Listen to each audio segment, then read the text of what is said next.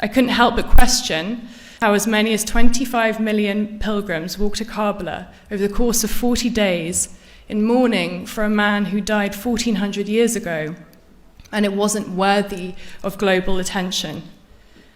I also thought if this many people were walking and safe, then I would have to trust I would too. As I researched Arbaeen from home, the only story I could see was coverage from a suicide bombing in 2016, and even now, Arbaeen is almost unreported in the West. And so there I was, at Najaf airport, with a team of Iranian and Iraqi filmmakers preparing to make a documentary on Arbaeen to capture the attention of a wider non-Muslim audience. For 3 weeks, we walked Arbaeen via the quiet pathways in Hilla, along the Euphrates River, and towards the heart of Karbala via what pilgrims fondly call the Highway of Love.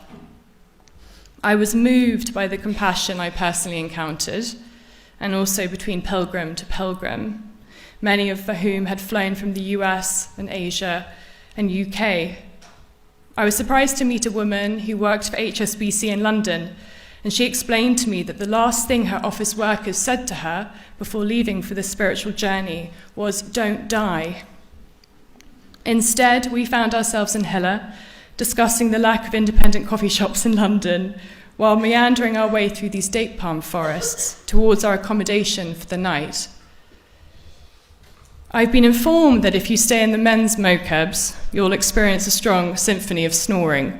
But I can tell you in the women's mokebs, you have to be prepared for toddlers poking you awake and the sound of newborn babies crying. And in my case, I had aunties offering me food, readjusting my hijab, and asking me 20 times a day if I was married. Everyone was there for the same reason, to pay respects to Imam Hussein. And yet we were all on different journeys. While I'm not Muslim, I found the message of Arbaeen at an enormously transitional point in my life. And I found many pilgrims had decided to walk Arbaeen after losing a loved one or fleeing conflict, those who had waited much of their life to be there in their 80s and 90s. And I also learned that in 2017 and 2018, more women than men walked Arbaeen. When we reached Imam Hussein's shrine the day before Arbaeen, I stood on a rooftop looking out at a stream of pilgrims arriving in the city, and at my colleagues knelt on the floor weeping in the presence of Imam Hussein's shrine. I felt overwhelmed and confused. How could up to 25 million people walk in peace every year and no one know about it? How could they mourn for Hussein as if he had just died that day? And how could one man unify so many people in one place, and yet so few globally know about it?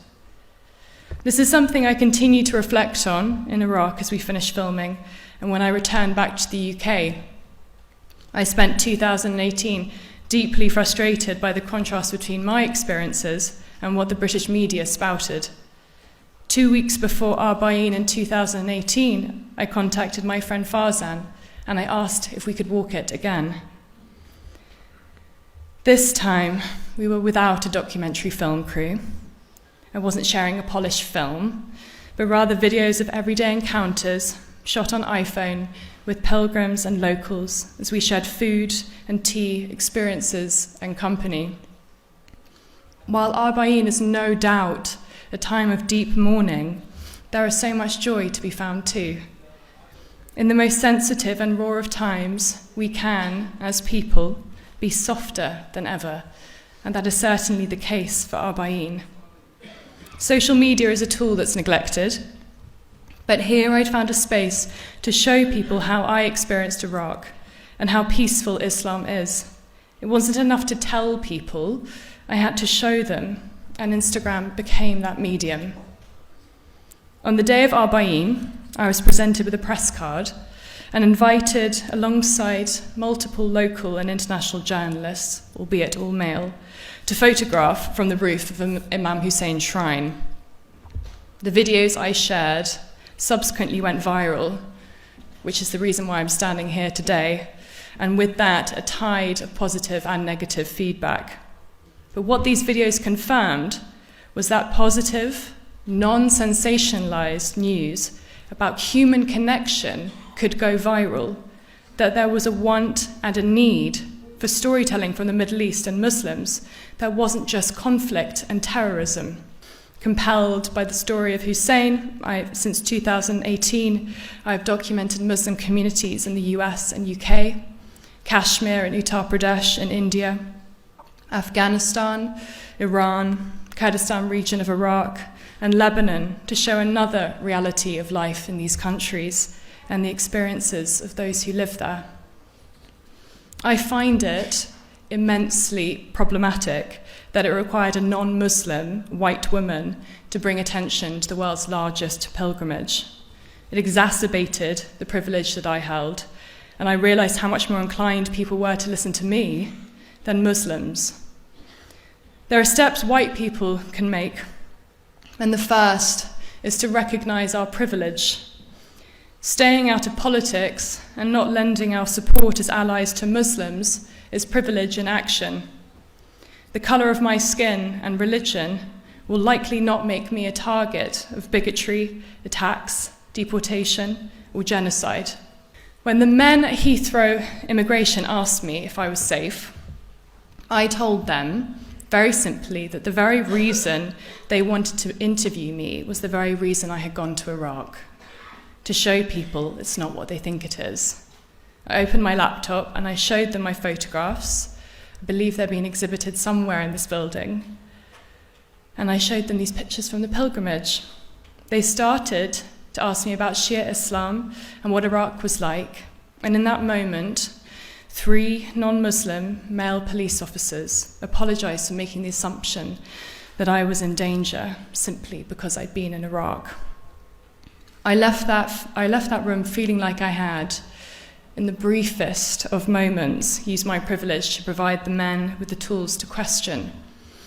They wanted to know, they just didn't know what to ask. Many of us don't have the courage to ask the questions, and many of us will bypass this requirement and come to our own conclusions about people and communities. And likewise, it isn't the responsibility of Muslims to educate non-Muslims.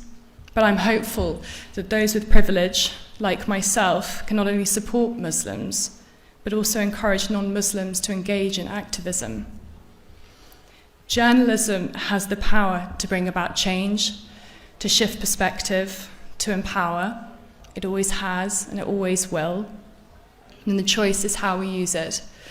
We must collectively stand up on the right side of history, to never be silent bystanders, and to stand up against injustice, just as Imam Hussein did 1,400 years ago.